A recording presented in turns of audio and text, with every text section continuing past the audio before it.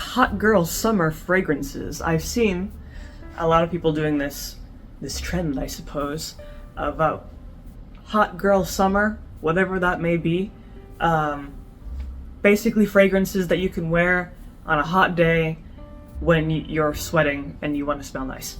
So it's pretty simple. The formula, if it's hot outside, you know it's hot outside, it's humid or it's dry, and you need something to freshen up. You want to smell fresh, because otherwise you're going to smell horrible.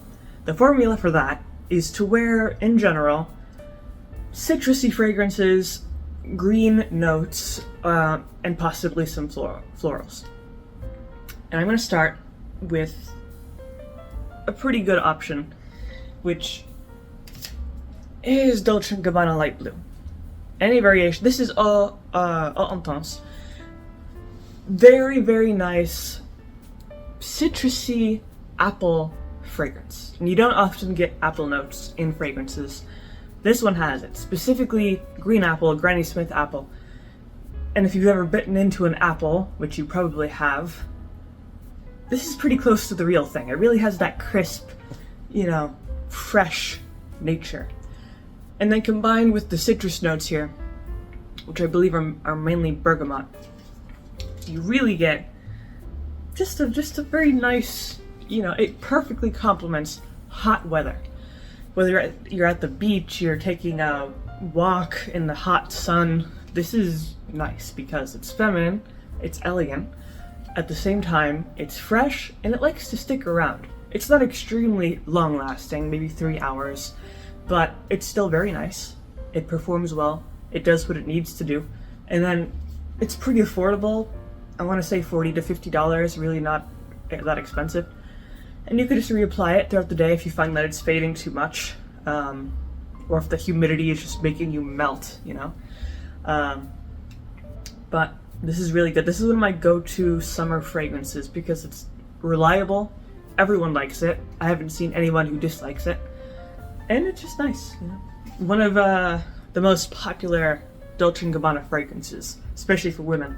There's also a men's version, but I haven't smelled that, so I can't really say how good it is. But then, one of my new favorites, which is kind of a niche one, this is from Old Navy. This is Sea Salt and Fig, Eau de Parfum. I love this. I keep reapplying this because it's just so nice. So, it's pretty much what it says on the bottle, sea salt and fig. And that's all you need. It's like, I personally really like the salt notes. It reminds me of the ocean, very nice, fresh, breezy sort of scent. But combining that with fig, which is a very unique fragrance note, you don't often see figs, in perfumes. It's delicious.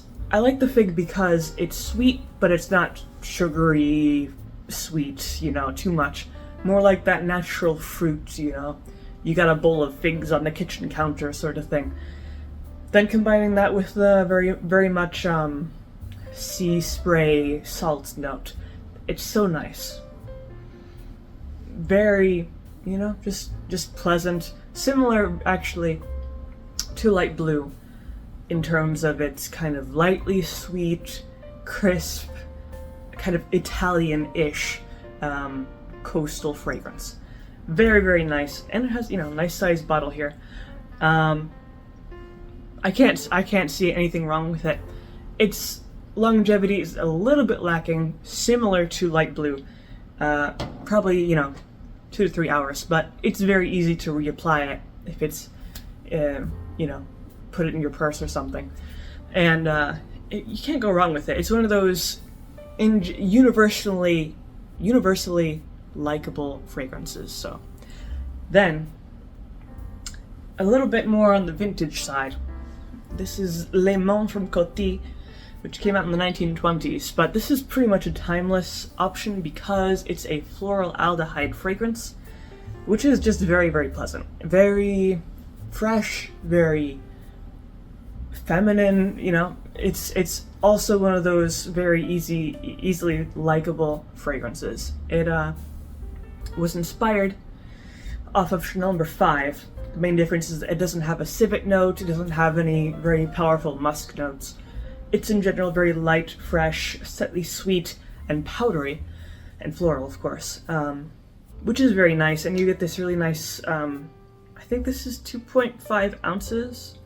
I got this for like $15, so, you know, it's a good deal. And it's just it's a smooth fragrance. It has a little bit of warmth, but not too much, you know, it's still nice and fresh. And it's just a typical, you know, classic feminine fragrance. So then, if you want to go up on the tier list, you can try Bergamot 22 from Le Labo. And bergamot in general is one of the most popular citrus notes in fragrance in general.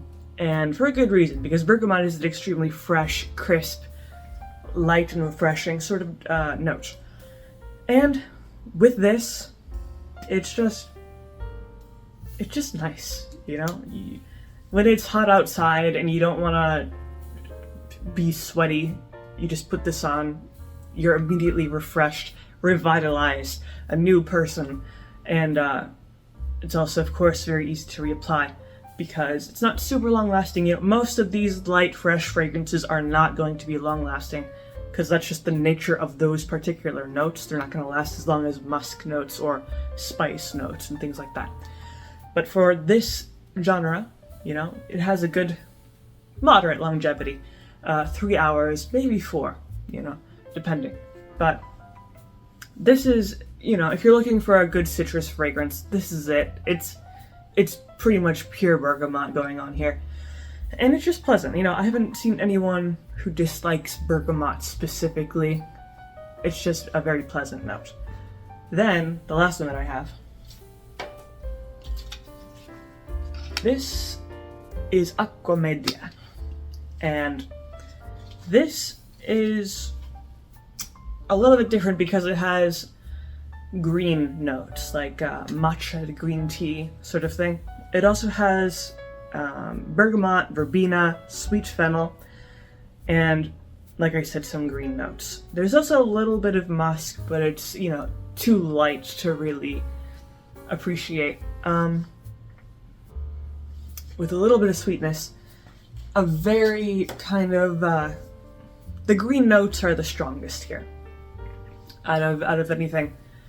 The green tea is very smooth, a dewy, garden-esque sort of fragrance, versus a true citrus sort of fragrance. So it's definitely a little bit different if you want to go for something maybe with a little bit more complexity, or if you would want to stand out from the crowd. Very, very good option. And it's from a very prestigious French brand, which, you know, they also produced Baccarat Rouge 540, which is also a very famous fragrance. So, high quality option. And in general, just, you know, it smells good. It smells, you know, it's good for the heat.